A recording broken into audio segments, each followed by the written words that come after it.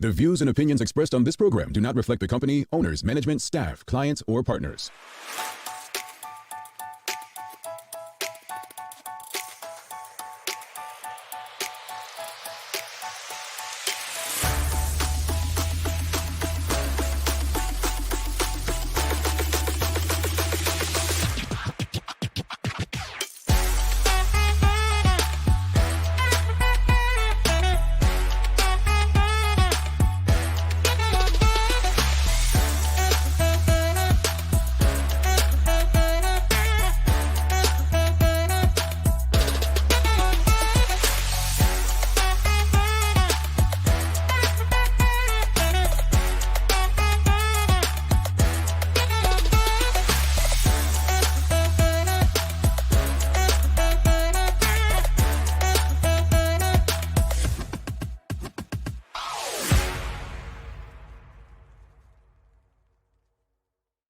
It's Friday, the 19th day of April, 2024. Welcome to Bermuda's Daily Talk Show. It's the Daily Hour brought to you by the BAC Group of Companies, Medical House, Lindos, and People's Pharmacy. I'm Jamillah Hartman, and Sister Sancha Durham is back in the his house. Good morning. Welcome back. Teo Dill will be with us in a bit to bring the latest in his news break, brought to you by People's Pharmacy. Sister Sanch. Hi. What's been going on? What's Matt been up to?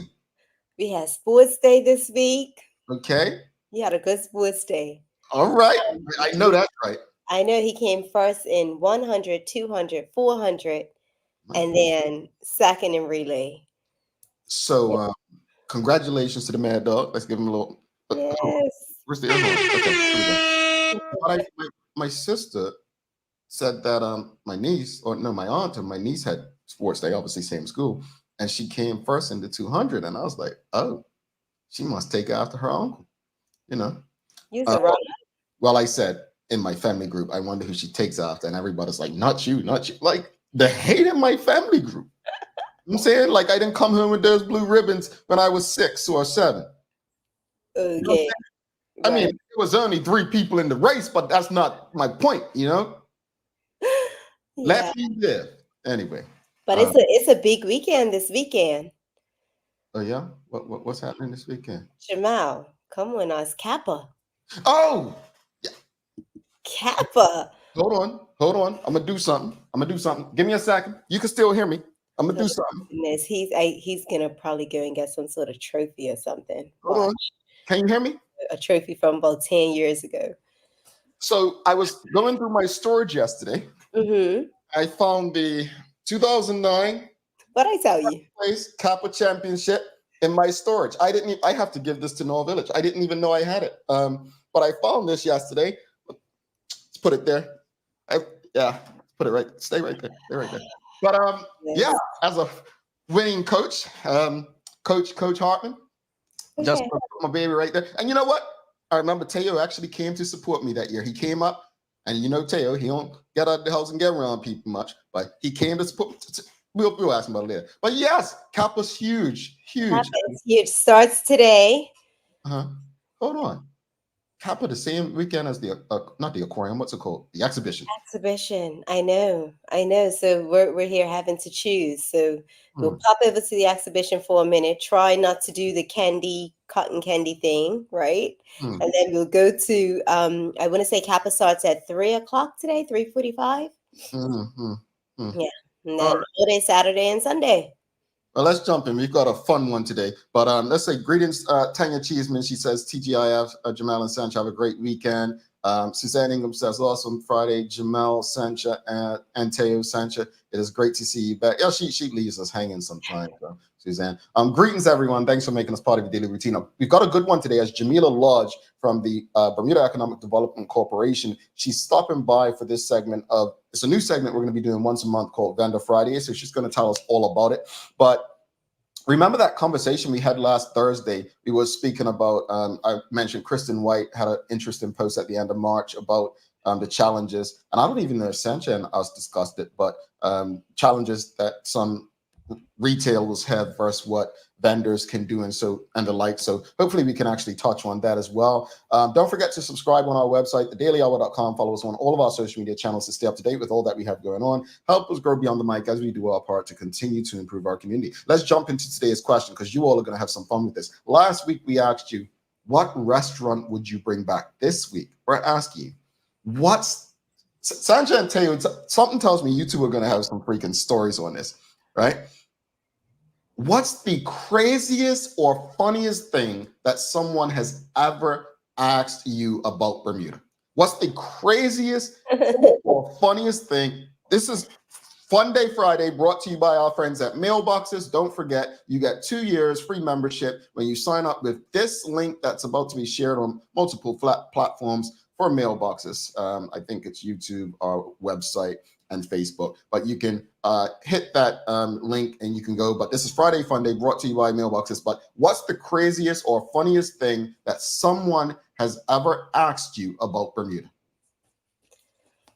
I don't know. I feel like it's a bunch of things that people, obviously they always mention the triangle. Like, how did you get here? Did you have to fly through the triangle? How did you make it through the triangle? That I feel like that's like a top question. Like, how do you make it through the triangle? I think I honestly, at this point, I used to get so mad at the triangle questions, and at this point I'm just like, okay. It's just like I can't get mad at it. It's ignorance, and to me sometimes it's even a conversation starter, as annoying as it is. Sherry Vanderpool, she says, how did you get here? Dallas, Texas. Sherry, the first time I visited Dallas, Texas in the 90s to visit my friend who's moved there when we were teens. And I remember people asking me, where are you from? I'm like, Bermuda. What part of Texas is that?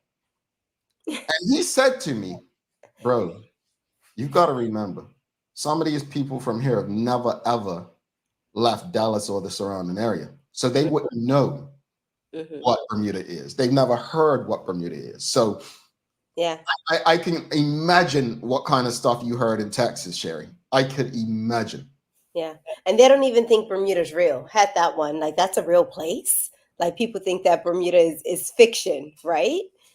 We don't exist. It was just like, where is that? Yeah. No, seriously. Like, it's amazing to me how people think it's like, it was a tweet recently and someone actually said Bermuda's not a real place. It's a fiction place that's made up for the CIA or something, they said. You know? Let's go back to the comments. What are your thoughts, folks? What's the craziest or funniest thing someone's ever asked you? Oh, wow. Headley and someone says, do you have TVs in Bermuda? Was it that bad? Yeah. Have you had something that bad, Sancha? Do you have TVs? I have had. Yes. I feel like yes. I got asked, so do you guys live in huts or like something like that? I've been asked that question. Like, man, our brick houses are stronger than yours. Yeah.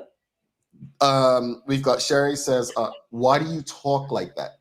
Yes, I've had that too.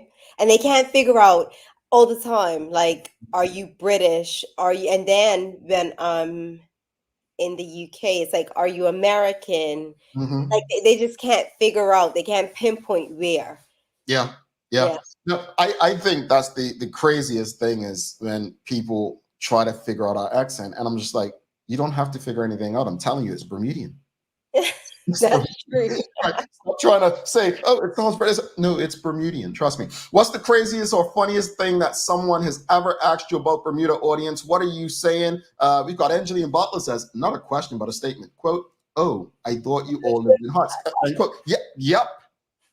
Like I've been asked that when especially in the southern United States. Like when I say South, you're talking Texas, like, Alabama, South Georgia, and maybe even in South Carolina, I've experienced it. Like, people just kind of have no clue. Another crazy thing is, it's not crazy because it's an island. Even some of the most intelligent people still think Bermuda's in the deep Caribbean, right? Like, that's it. I don't think it's as annoying as it once was, because I just expected, like, yo, geography isn't the hardest class to know. But again, Bermuda's the last thing on their mind, right, Sandra? Yeah, we're like this small. I remember when I went to boarding school in the UK, we Mhm, used to have this map, and everyone had a pin going to where they lived, and my pin was just in the ocean because the head of the pin covered Bermuda. And they were mhm. like, "But where do you live? Like you're just in the ocean." And it's like, yeah, I know you can't see it. We're that small. So in their mind, I just hung out in the ocean. That's all we do. What's the craziest or funniest thing that someone has ever asked you about Bermuda? This is Friday Fun Day, brought to you by our friends at Mailboxes. Don't forget to sign up for 2 years free. 2 years free. What is the funniest or craziest thing someone has ever asked you about Bermuda? Kia Vinay BDA says, "How did you get out of the triangle? Was funny to me." I Yeah, I told him stop watching. What is it? Discovery Channel, man, and Yeah. History Channel. Come out of that. Tanya Cheeseman says, Americans thinking we are British and British thinking we are American. Yup. Yep. You sound like New York. That's what they say in London, right? JPXFRD says, do you have phones in Bermuda? Yeah. TVs, phones. This is a good one here. Sheldon Fox says, what highway did you take to get there? Where were you, Sheldon? You've got to tell us where you were, because my funniest is Texas. Like, I'm talking Texas in the 90s. Now you go to Texas, it's more diverse in Austin and Dallas and so on. But Texas in the 90s, these folks, and now keep in mind, Texas is a big state, but they ain't never left their towns or cities. With the internet, I hope people are more educated, though, right? Do we have electricity? Have you had this one, Sancha? I don't think so. I haven't had that one. Okay, all right. Have you? No, I haven't had that. Happy and Swan says, and why do Bermudians keep saying "you lot"? Is that a parking lot? You lo you lo I Yeah. mean, I do say it. JPXFRD says, I've heard, quote, do you wear grass skirts? End quote, South Georgia.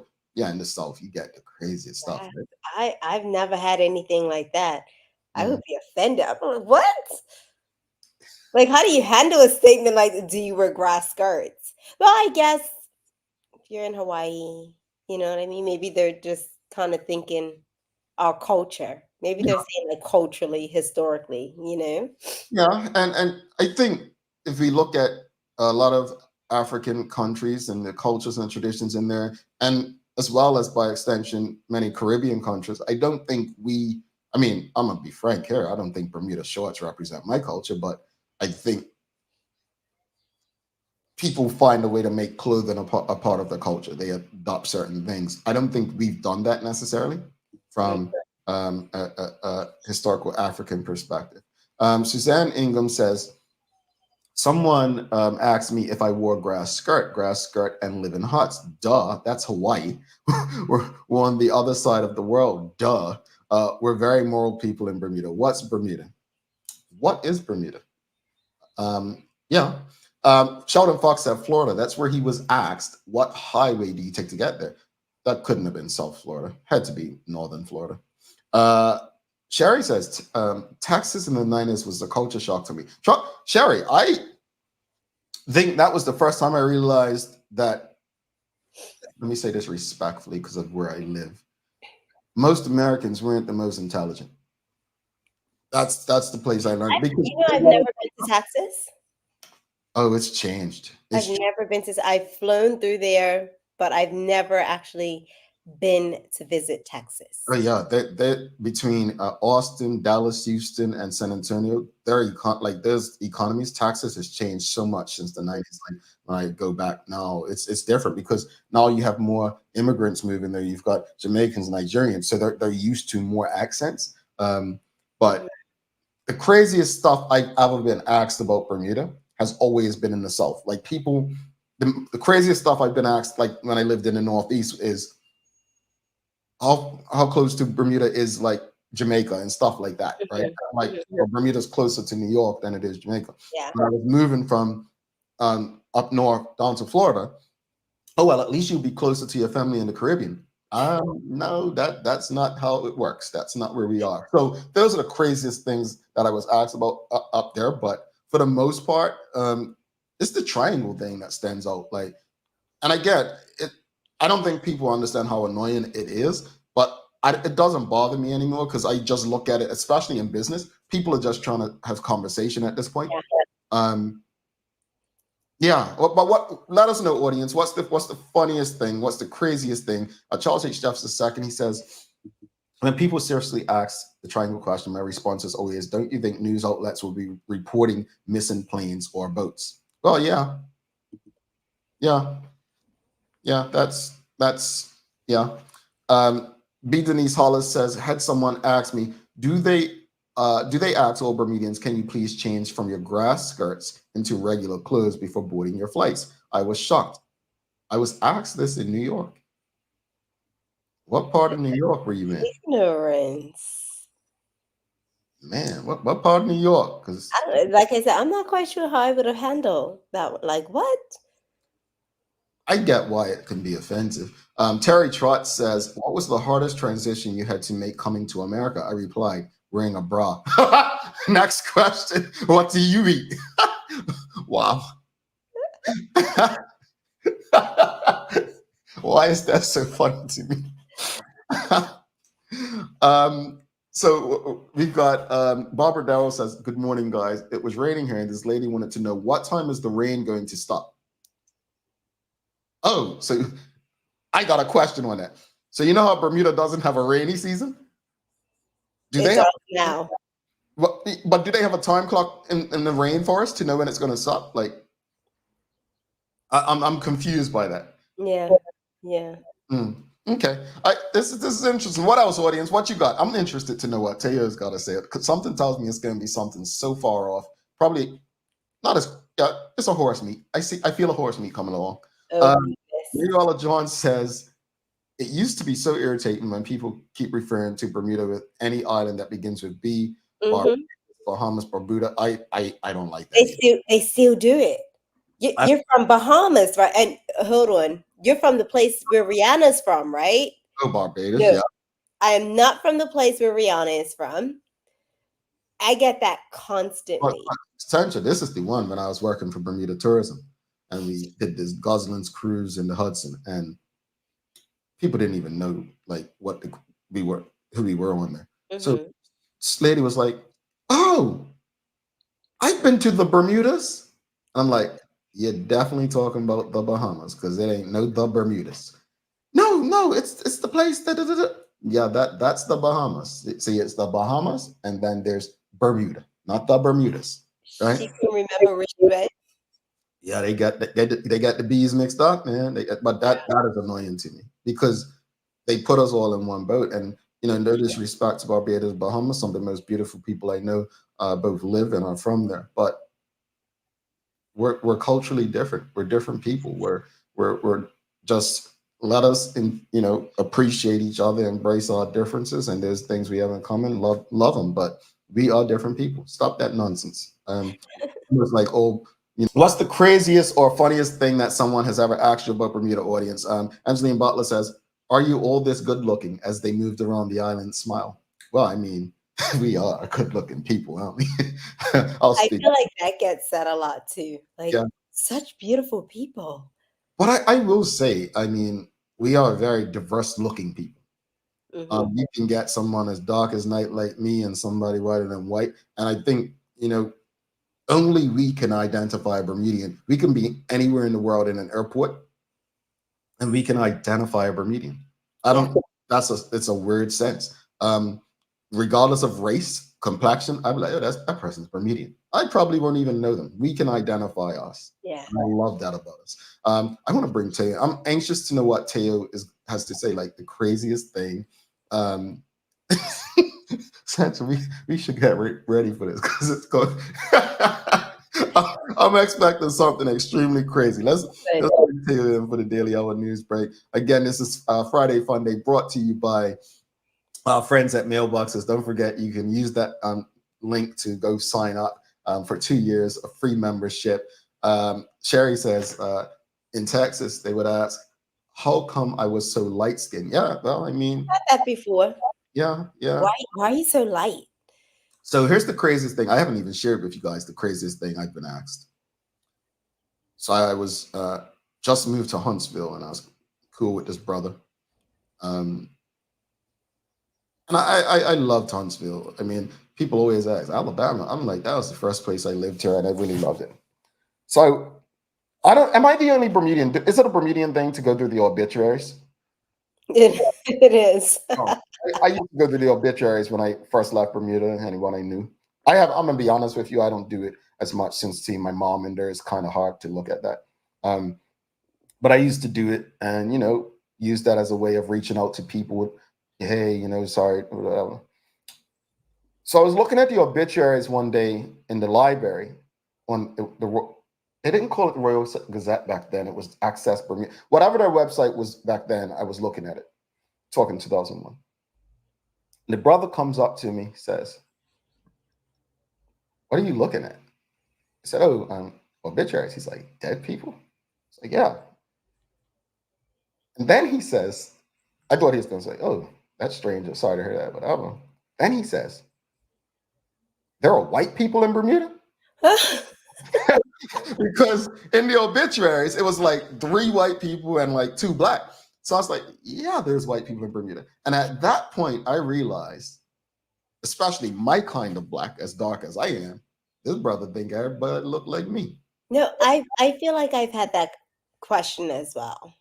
I don't think it's They think everyone in Bermuda is black. And I'm just like, no, it's actually a very diverse population. And that's the craziest situation I've had though. Like it was just to me shocking because first he's like looking at the obituaries, which I thought it was just a Bermudian thing. But then he's like, there's white people. And it was a shocking thing to say knowing what I was looking at. Let's go through these real quickly. Tanya Cheeseman says, how to say my name. They say Tanya when it's Tanya.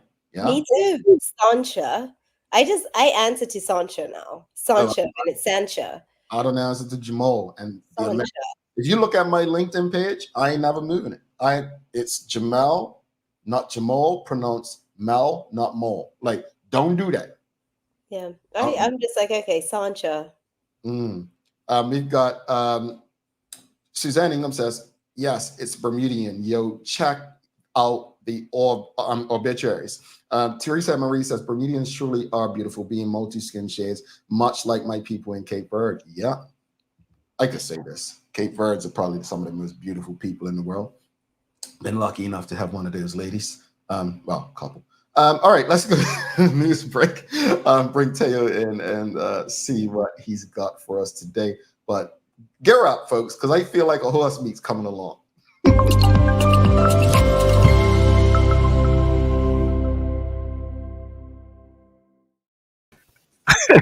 Hey man, one to Sancha, one to Jay, one to everybody.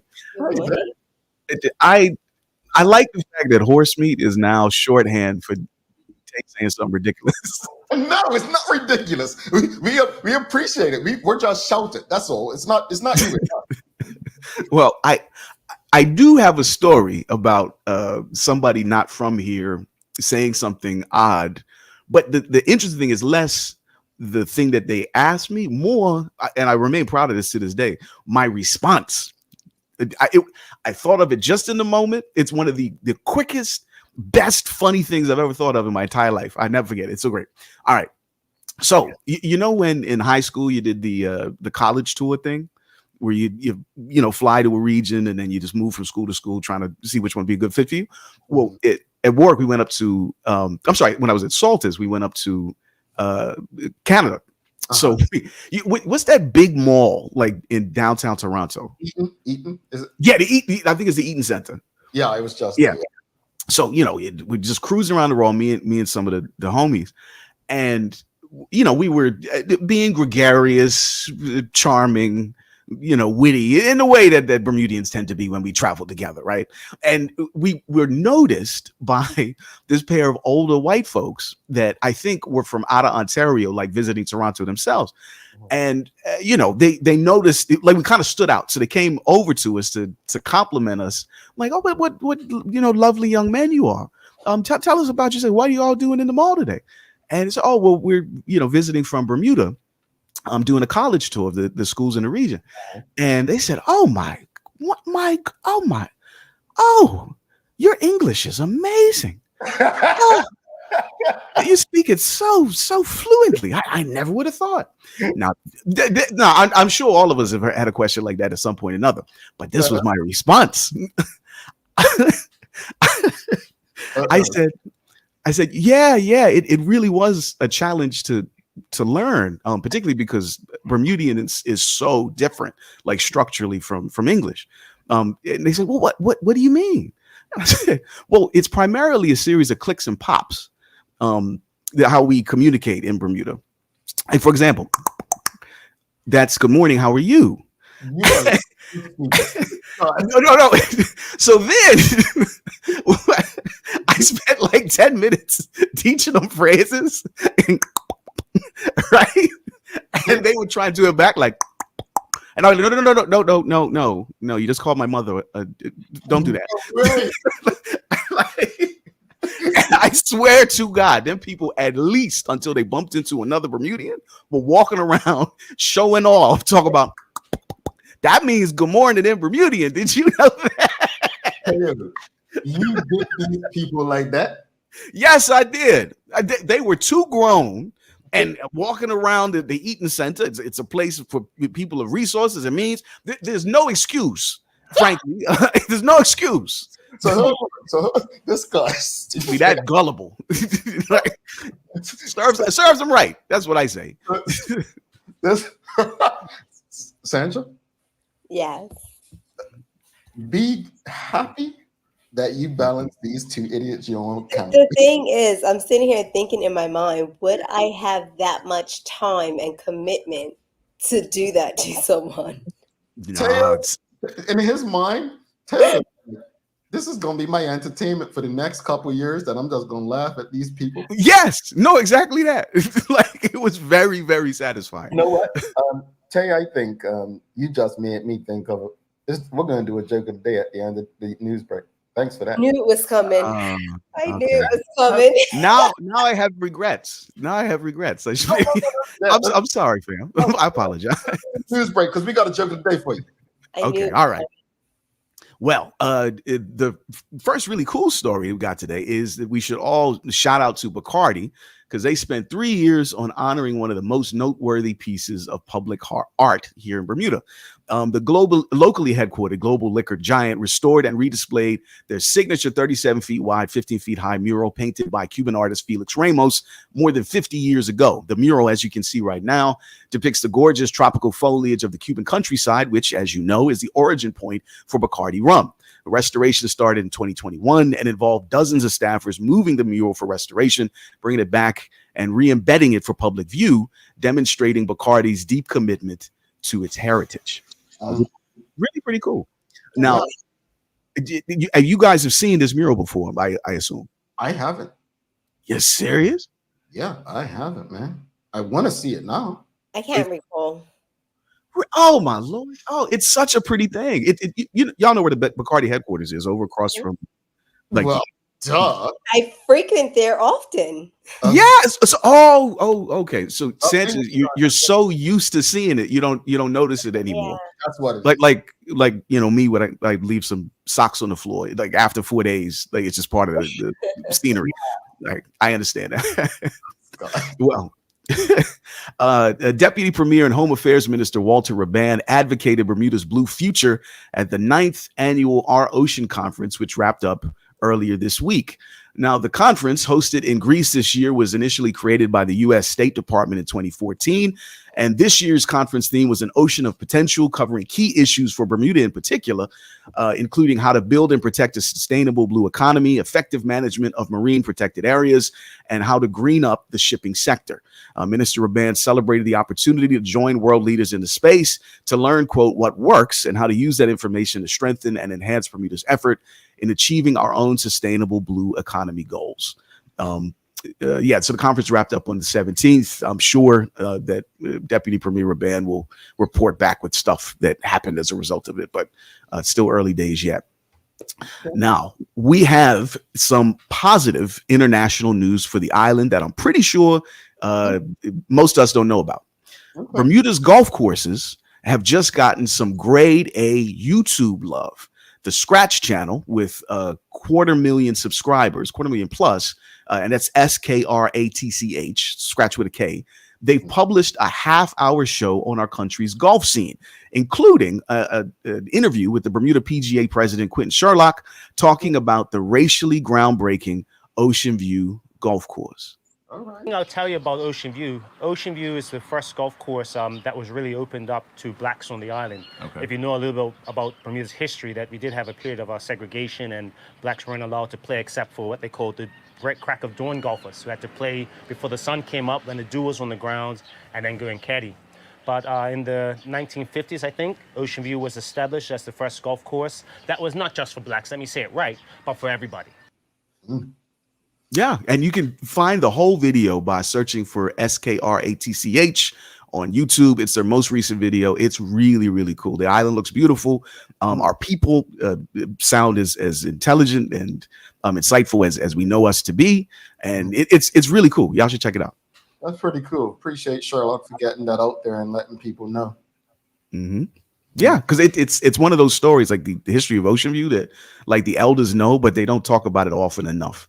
You know, I know just because my dad was a longtime member of Ocean View. I will say, I mean, you know, they opened up golf and, you know, black people start being good at it. You know, tennis, the Williams sisters and Arthur Ashe and others. Leave pickleball alone, folks. Let them have it. All right. Let them have it. We're already started over here, Jamal. Yeah, man. Leagues is heavy. We started over here. We're playing pickleball. You took their sport from them, and now they're gonna start something else. Come on. Yeah. What do you have against pickleball? Nothing. I just feel like they started it because they were like they taking over everything else. I know. I don't understand it either. It's not my favorite. Maddox loves it. I think it looks cool. Yeah. I don't understand the craze of it. I don't understand why it's just taken off like that. It's taken off because they put money behind it so that they can have some dominance in something again. You know how we are with sports. What's superior credence? So this is 21st century hockey, is what you're saying? Pretty much. Yeah. Okay. That's why they allow fighting in hockey still, because they're like, all right, that one brother, we got to get him once this season, and just act like it's part of the game. No, man. All right, I'm sorry. All right. Now, I also have something that I cannot technically be classified as news since it happened 6 months ago, but I didn't know anything about it. So I figured I would share it with you guys in the audience, because either I'll put you on a game, which was nice, or you can just clown me for sleeping on something that everybody knew that was so significant. Portugal, the entire country of Portugal, was run completely on renewable energy. They did not burn a single fuel source at all for 6 consecutive days. 10 million people's lives in a developed country with phones and hospitals and everything you can think of. They were powered for 6 days by solar, hydro, and wind. The pieces kind of came together with this really stormy, windy, rainy period of time at the end of October and into early November. And they were just cranking and making, more than enough renewable electricity to meet all the customers' needs. And then for 5 of those days out of the 6, they didn't even need to burn any fossil fuel in the conventional gas plants. So it was just the whole system running on clean energy, kind of showing how far you can push that concept. Really. Yeah. Interesting. Super cool. Yeah, like it blew my mind. I went down like a the current state of the renewable energy industry rabbit hole last night, and it's extraordinary. Like 7 countries are run primarily on renewables at this point. And these are not like countries the size of Bermuda. I mean, these are places with millions of people, a lot of infrastructure, and they've made that commitment so that nobody can say that they're responsible for continuing to, gum up the works with greenhouse gases and stuff. So this gives me hope. Right. Go ahead, Jamal. Be cynical. Yeah. That you look skeptical. I'm just saying, we're talking about Bermuda here. We're like 40 years behind everything. Yeah, but not really just for Bermuda, but for the world. It gives me hope for the world. I'm not going to bank that on Bermuda. I'm just saying for the world. Yeah. Because if Portugal could do it, that suggests France could do it. If France could do it, maybe Canada could do it. If Canada could do it, maybe Mexico. Maybe, you see what I'm saying? Like it sets the bar in a new place for accomplishment, not aspiration. And that's really, really exciting. In the Bermuda context. Yeah. I understand your cynicism. Now, as far as the weather is concerned, today really is what you need to worry about more than the weekend. That is to say, a few extended slices of low pressure are going to shove some clouds across most of the sky, accompanied by bursts of rain, and all that is expected to be over, I should say, over with by Saturday morning, where we will be left with a mix of sun and cloud that should transition to all the way open blue skies once we're headed to work on Monday. So the weekend should be pretty good. The latter half of the Kappa tournament shouldn't get any rain falling on it, but today's first games, keep your fingers crossed that they don't get rained out. Okay. So real quickly, what's the days of the year, Sanj? National Clean Out Your Medicine Cabinet Day.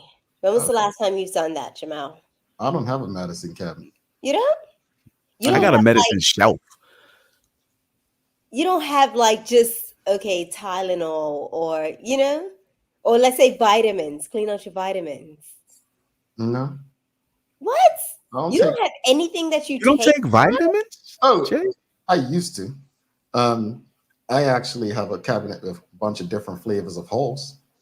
What? What? I'm so confused. This is why they're asking you crazy questions about you being from Bermuda. Do you do strange things? Yeah, strange stuff like this. Yeah, I'm fine with it. All right, real quickly, audience, did I hear correctly? There's no pigs at the exhibition this year. What? Yeah, don't tell me that. Someone tweet that. Let me know if that's true, because that was the highlight of going. I want to see them before they became bacon. Like what they look like. So you are on a roll today, Jamal. No, wait. That's weird. The pigs being the best part of the exhibition. No, I thought that's just true. No, he wants to see them before they become bacon. Oh, that part. Yeah. That is pretty weird. Oh, what's weird? What? Yep. See, Shonette Bell says, "Yep, no pigs." I'm drawing the bottom. Oh man. This morning, Tanya Cheeseman said, "No. That's because you all are eating them all. Like you don't have to put the bacon on your burger. It doesn't have to go with eggs. Have some avocado." Anyway, it also is humorous day, so I'm gonna give you guys a joke since it's humorous day. Mm-hmm. All right. Okay. Here we go. Someone gave me this joke, and thank you, audience, for giving me the joke, and thank you to that TDH community member who sent a message this morning asking for a joke because you were feeling down. This is for you, Jamal. I think you're making this up. I'm not. I'll forward it to you. Give the audience what they want. All right, knock knock. Who's there? Who's there? Who? At you.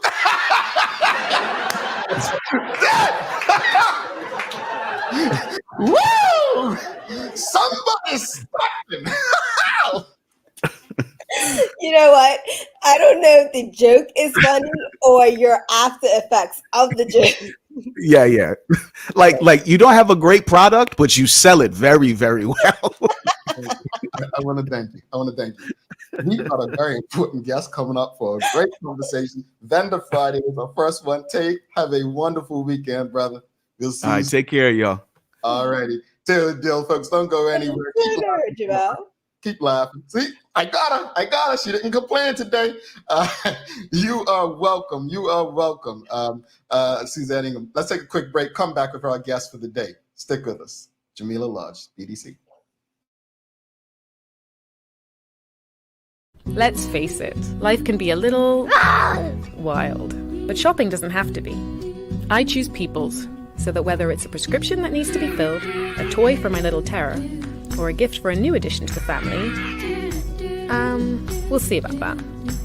Everything's available in one convenient location. Some call it People's, I call it my one-stop shop in the city.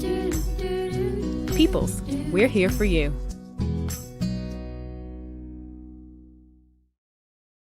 Welcome to the new bulk store, Lindo's Next Level. Wake up in the morning with enough coffee to keep you running throughout the entire day. Your pet at home deserves the best. Stock up on dog food to keep your puppy happy. Need a quick tasty lunch at home? Your chicken nuggets will be jumping right out of the freezer. What's a movie night without popcorn? You can never have too much. Lindo's Next Level. Why go anyplace else? It took 14 days to build your business plan. 6 months to build the courage to leave your day job. 3 weeks to find the perfect location. It took 10 days to outfit your space just right. And 1 day before your first client walked in the door. All totaled, it took you a full year to get your business operational. And this is just the beginning. To the entrepreneurs, the risk takers, the people that shape our economic community, we salute you and are here for you every step of the way. BEDC, providing knowledgeable, progressive, professional, and innovative support to Bermuda businesses. Noah's Ark, the largest and most trusted pet supply store for almost 30 years. Not only have you watched us grow, but we've grown together, keeping the needs of your pets first, offering advice and giving back to the community. Shop online, choose delivery, or visit us in Devonshire. And with the Egg Show in view, we will continue our yearly support and help you find everything you need for one of Bermuda's most favorite community events. See you soon.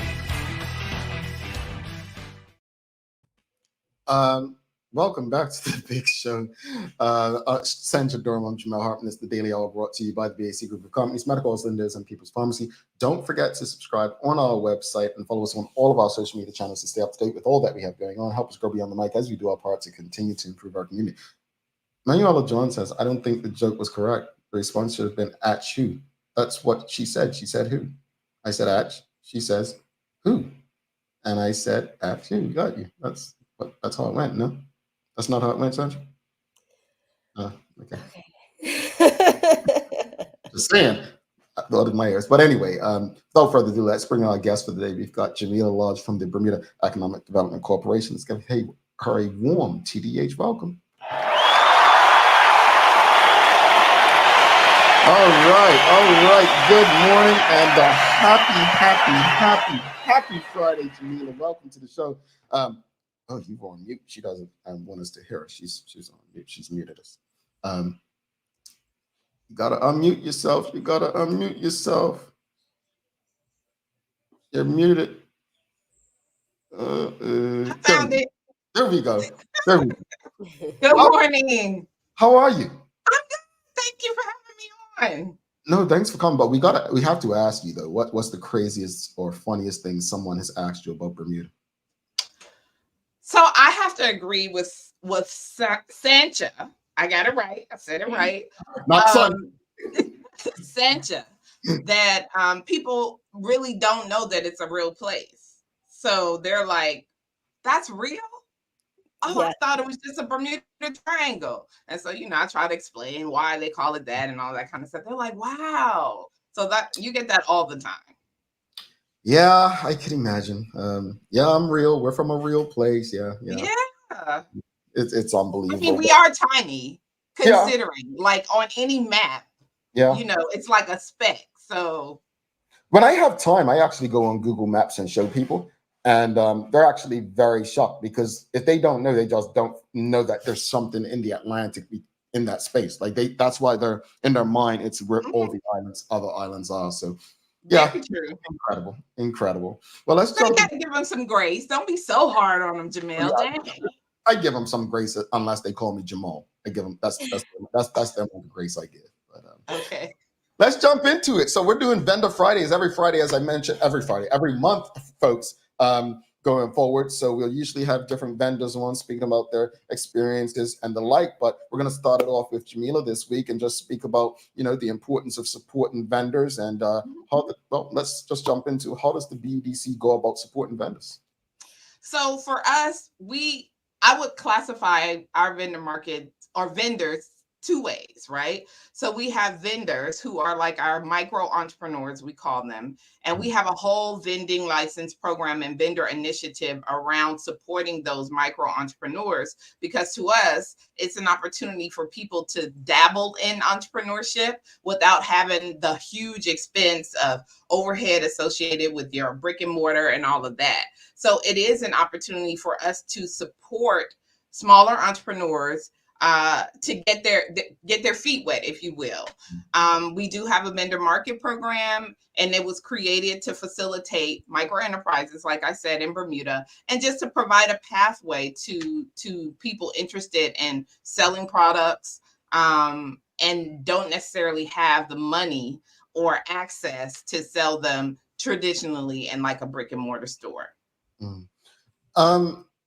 Why is it so important? I mean, we hear people on both sides when it comes to vendors. Why is it so important for the BDC to support vendors? At the end of the day, we recognize that entrepreneurship is one of the key pillars of our ecosystem, right? And so not everybody is in a position financially to just hit the ground running, buy all the supplies, establish and pay rents and all of that. So we recognize that everyone needs a stepping stone, and we consider vending as that.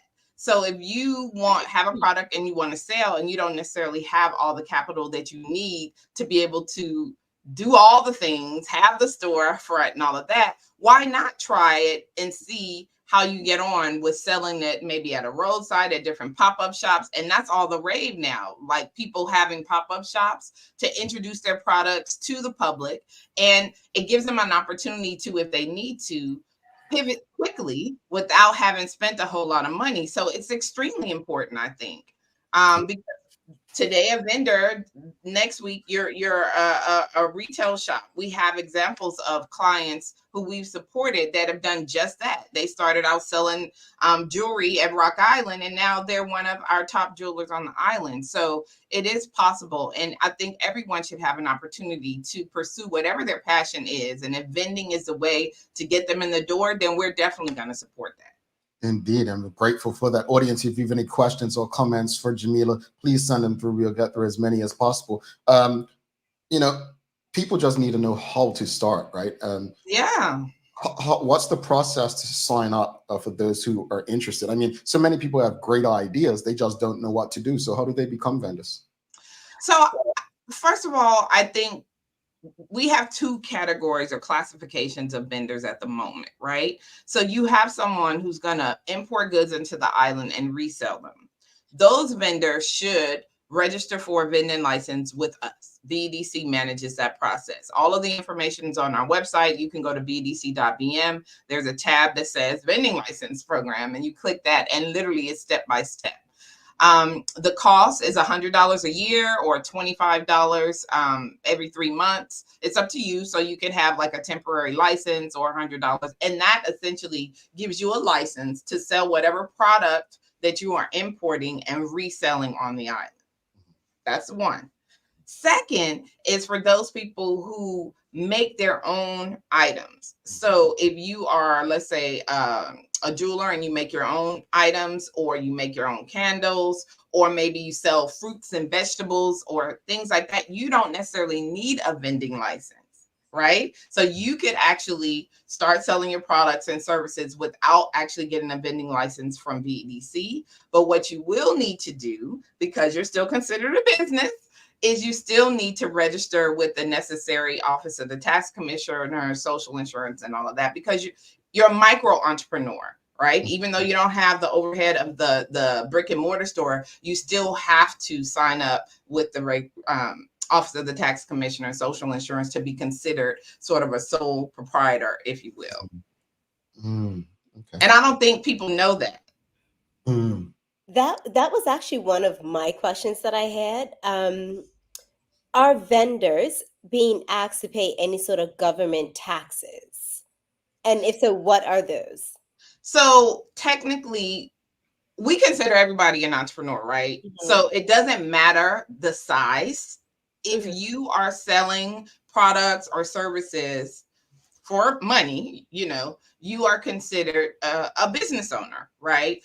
So you do still have to pay or register for payroll taxes. So the taxes that you have to pay are payroll tax. You have to pay your social insurance. Everybody has to have health insurance, even if it's HIP.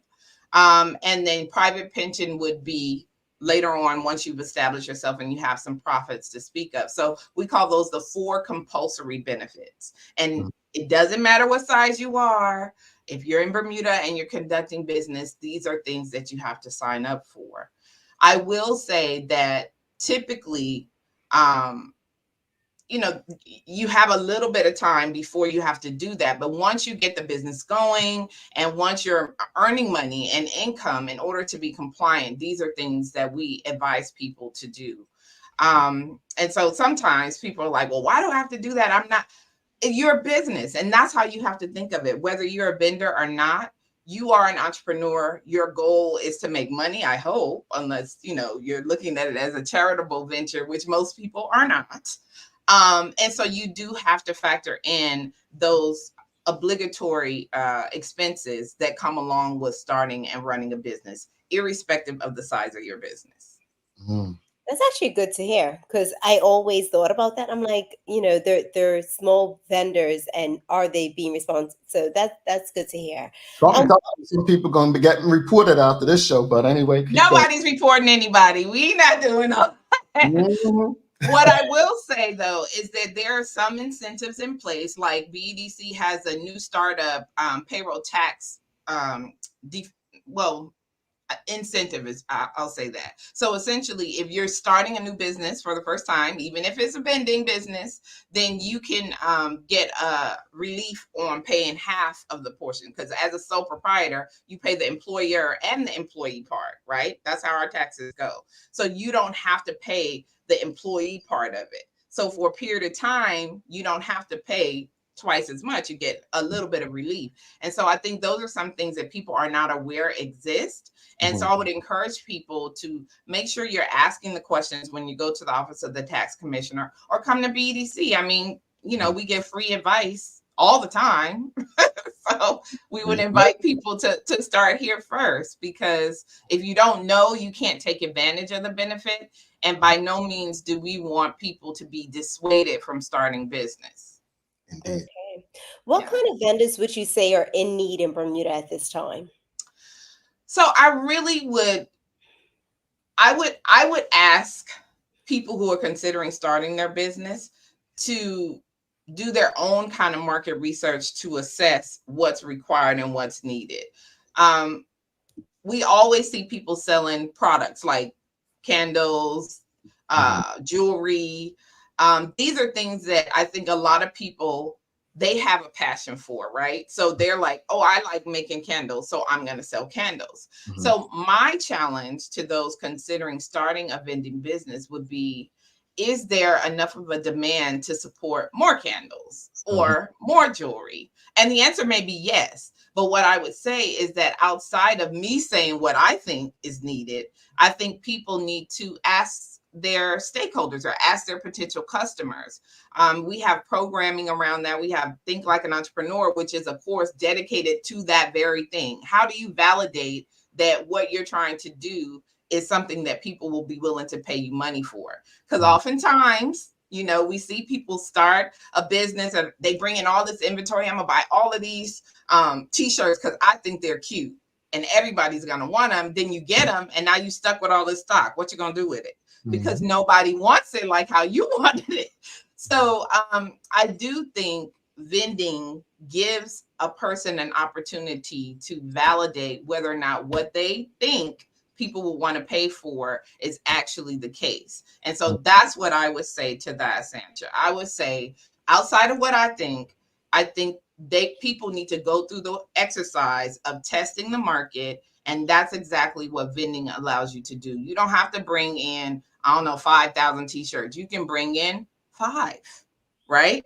And then you could go to a pop-up and you can see the response. And then if you can confirm that there's demand for whatever it is that you're selling, now you're on to something. Now you can make a further financial investment in bringing in more goods because you've already established that this is something that people are actually interested in. I will say what I've seen though is there is a trend in people being way more interested in Bermuda made products, right?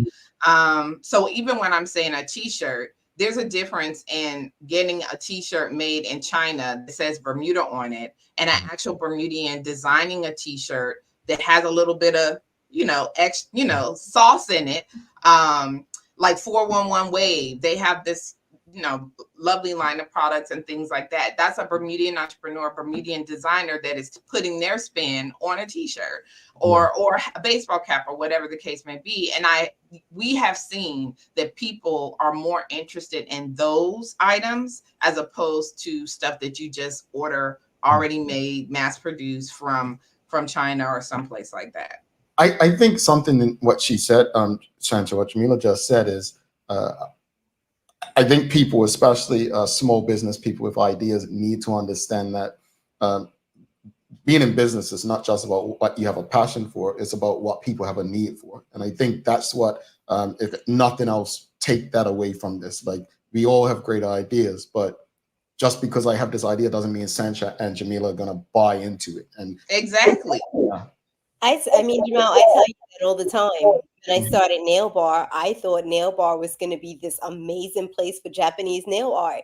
We are not that. That's what I loved, but that's not what was necessary. And now I bought into who our clientele was or wanted to be, and we're doing amazing because I paid attention to that. So totally understand where you're coming from when you say that. What are some of the challenges that local vendors are facing in Bermuda? So I would say, like I said, you got to import a lot of stuff. So even if it's a scenario where you're importing and just reselling directly, or if you're importing the pieces or parts that you need to make whatever it is, that can be a challenge, right? The cost associated with importing those goods can be challenging. And I do think that not enough people are aware of some of the custom savings they can get. Like, there are things that you can get if you're producing something and you're bringing in the parts, you don't have to pay as much duty. And so they have this whole book, custom manuals with all the codes and stuff. So if you don't know where to look or don't know where to go, you may find yourself in a position paying more than you have to for certain things. So I would say that's definitely a challenge. The other challenge is that even though you're a vendor, right, we like to encourage vendors to think outside of Bermuda, right? So when you're starting your business, yes, you're producing it here. Yes, you're satisfying the local clientele, but is there an option or possibility for you to be able to sell your goods outside of Bermuda?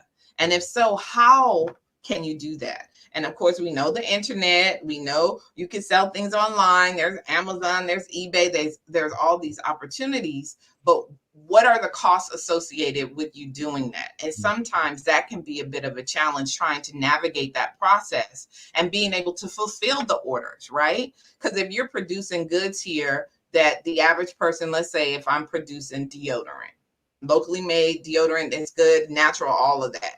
And by the time I do what I need to do to make it and resell it, here you got to pay $20. Imagine what it's going to cost to get it in the hands of someone outside of Bermuda, right? And I don't know how many people would be willing to pay $40 or $50 for some deodorant. I mean, I wouldn't, but maybe somebody else would. But that's a real challenge. So how does that entrepreneur who has this wonderful product that is being produced on the island get it in the hands of someone who wants it outside of the island, but for a reasonable price, right? So those are things that I think we're still trying to work out, because getting the goods off the island can sometimes be completely prohibitive. It's like not a thing unless you're going to be manufacturing them somewhere outside of Bermuda so that you can fulfill outside of Bermuda. Then it becomes a challenge. Yeah, that definitely is. I know when the garage went online and we started having people from overseas, purchasing, and then I'm like, how much is it going to cost me to FedEx this to you? Exactly. And then I'm taking a hit because you want to satisfy that customer. You don't want those bad reviews, but so it is a lot to think of. And I think that we're just scratching the surface to try to see how it can make sense so that we can do export, rather than just the imports. Who are some of the successful vendors that BEDC has helped over the years?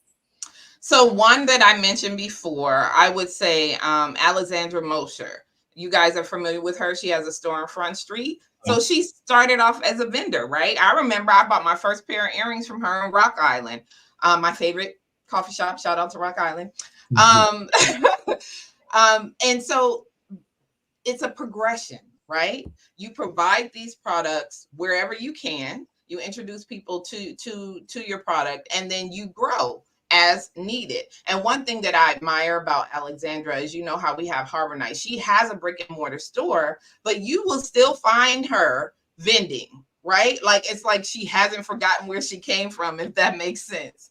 And I think that is something that people can learn from, because just because you go to a brick and mortar doesn't mean that you can't still set up and meet people where they are. If you know the people are going to be here, well, I don't have a store there, but I can pack up my stuff, put up my cute little tent, and sell my goods just like I did when I started out. So she is one.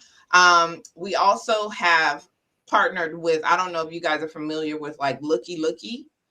Kimwana Eve. And so I think what she's doing is tremendous. She's actually creating a platform or vehicle for multiple vendors to be exposed to the public by creating a beautiful space in Washington Mall. And so she's able to highlight up to 38 vendors that we have worked with who may not have the same exposure as they would otherwise. Because Harbor Nights comes and goes, and I found this beautiful, since then, this beautiful dress, is Loquat, I think is the name of the business.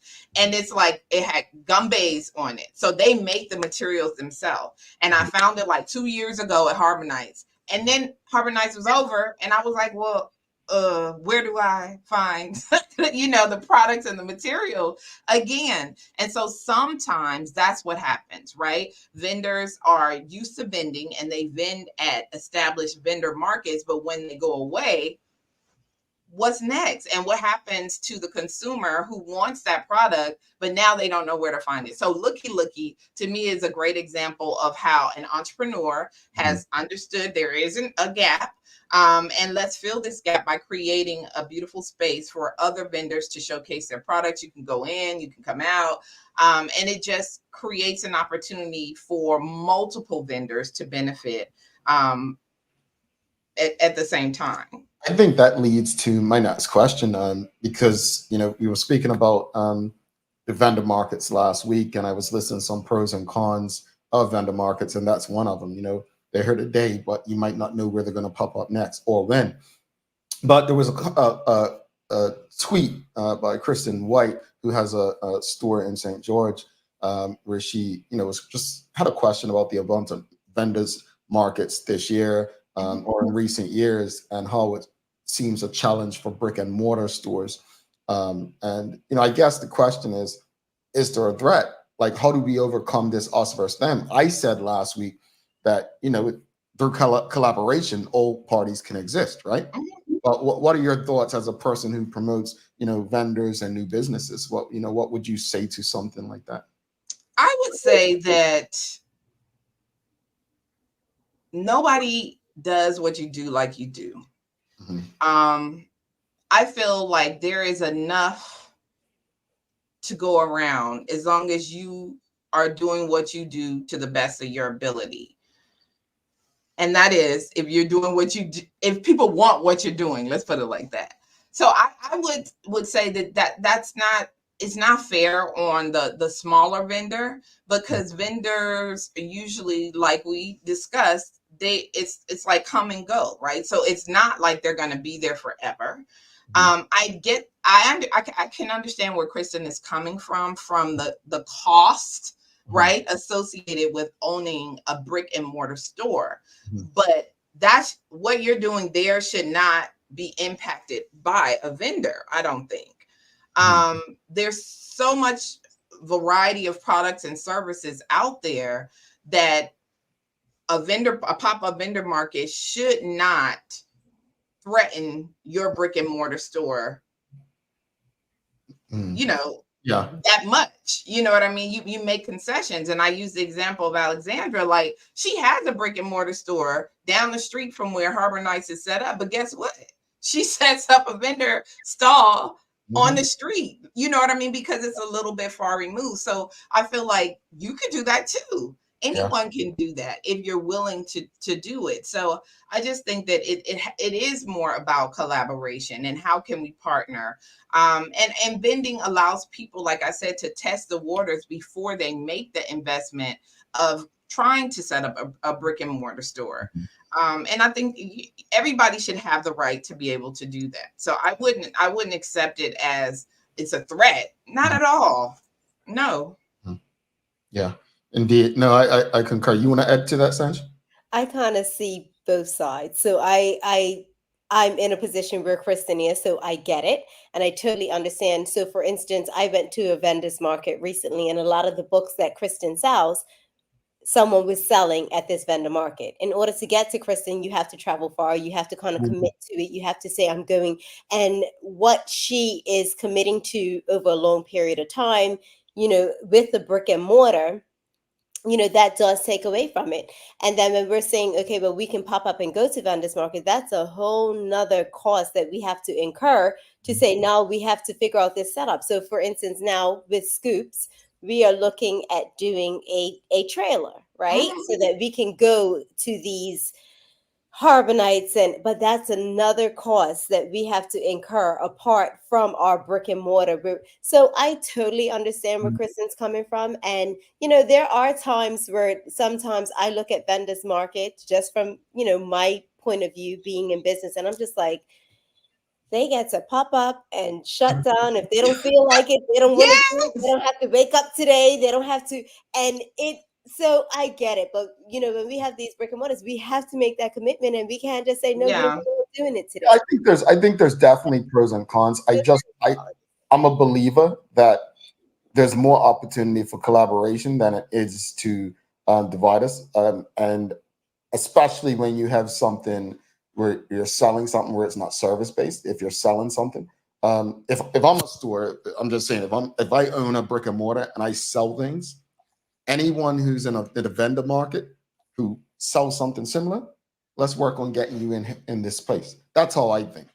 Service, I think, is a bit more difficult to do that. But I just believe, you know, if people put ego aside, we can accomplish so much more together. I just feel like everybody has a desire to do something, right? So just because you sell books in your store, well, I'm passionate about books too. And I want to sell books too, but I'm not in a financial position to sell them like you're selling them. Right. But because you have a store, does that mean I should stop doing what I want to do? No, it doesn't. So I think we recognize that that's how it's going to be. It's other nail shops. People are selling sets of nails and online, right? With design all kitted out. You just glue them things on your fingers and go. This is how it is. Like, new products are going to be introduced. Sometimes it's going to be the same products that you're offering. And I think that's the challenge for entrepreneurs, is to figure out, what can I do different? How can I do it next? How can I maintain my clientele and introduce something new to the market that will make them choose me over them? And I think one of the benefits of brick and mortars is you do have the ability to create an experience, right? So it's not just the nail set, like I'm putting the nails on myself, but you're pampering me. You're putting me in an environment that is giving me an escape for at least an hour, where I can't do that at home. My kid is still screaming at me. I'm just trying to get the thing. So you know what I mean? It's different ways to look at it. But our job at BEDC is to support people where they are. So if you're a micro entrepreneur, we're going to encourage you to do your vendor market. We're going to support you and work with you as best we can. If you have a brick and mortar, we're going to work with you as best we can. And so really all of it is the entrepreneurial ecosystem, and that's how we look at it. And how can those who are interested in learning more about becoming a vendor go for more information? Where can they go? So, like I said, go to our website at bdc.bm. One of the things that we have started as well, going back to my statement about what happens when the pop-up shop closes and where do you find the vendor, is we started an online marketplace. It's called Buy Bermuda, BYBermuda.com. And currently, you can sign up online and create your own store for free. So you can, if you have a product and you're like, okay, I don't know how I'm going to get the rest of this product to people once the market finishes, you can go on to Buy Bermuda, create a store, and start selling your products. And BEDC completely subsidizes that. So again, this is our way at trying to create opportunities for the smaller micro entrepreneur or the vendors to have another way to get their products in the hands of their consumers. All righty, Jamillah, thank you so much. Really appreciate you making the time and coming on. I haven't experienced being a vendor for the first time, realized that I'm not much of a people person in person anymore. It's not I've grown out of it. I think I've become more extroverted as I've got, no, introverted. Introverted, yeah. That happens as you age, Jamel. Yeah, I honestly, listen. I was like a stray dog before. I would talk to anybody and, you know, whatever. And now I just felt like when I experienced that, I was like, I don't think I'm an in-person communicator like I was. Me neither. But it's a scary thing. It's a lot. It's a lot. And so I'm grateful for what you're doing for small businesses and vendors. And my hope is that, you know, people, it's a place to start, right? Yeah. You can have the next Sancha, next Kristen, and build into something and learn from them, right? Learn from them. So thank you for what you all do. And I just want to say to what you just said, Jamel, is you're absolutely right. Like at some point in your life, you change. So you're not as outgoing, and vending, you have to be outgoing. Yeah. So even if you decide that that's the road that you want to travel down, if you recognize that you no longer are there, then you have to find the person who is there and who can represent you and represent the brand that you want to represent as well. Yeah, indeed. No, thank you for that. Yeah. I know I don't have the face or personality for it anymore. But Jamillah, you would never know that. The way you carry on, nobody would ever know. So yes. But no, thank you for this. And looking forward. So we'll be doing 2 segments with BDC a month, folks. You know, we mean business as well as the Vendor Friday. So looking forward to building the entrepreneurial spirit throughout our community. Grateful for the relationship. Have a wonderful weekend, and we look forward to seeing you soon. Before I go, can I say one more thing? Of course. So today was me telling you about BDC and what we achieved, but our hope is that this will be an opportunity for the vendors that we support to showcase their products. So it won't just be me coming on, but it will be you talking with other entrepreneurs that we support. And I wanted to just give a shout out to one. We have Corey Hippolyte, who was in our incubator program, and she actually has an upcoming event coming up. And so I just wanted to give a shout out to her. She owns Bloom, and it's a wellness mixer. And so these are the types of things that BDC supports. So I would just encourage those who are considering vending to give it a shot. Yeah. And then we encourage you to come on this show and share with others your journey along the entrepreneurial journey. So I just wanted to put that out there so that people are aware. And I think our colleague Maya is hosting that mixer, so go check it out. Oh, yay! I think she is. Yeah. Oh, that's awesome. All right, Jamillah. Nice. Thanks again. Have a wonderful. Thank you again. All right, Jamillah Lodge from the BDC. If you appreciated that conversation, give us a thumbs up, a love, a like. Make sure you share the conversation with your friends, your family, your colleagues. We're going to take our final break. Don't go anywhere. Sancha's going to get this question right. It is a things you should know. And someone's going to be lucky, but they have to be present to win. So don't go anywhere. We'll see who is this week's lucky winner for the giveaway. Stick with us. We'll be back in 2 minutes, 27 seconds. All right, here we go.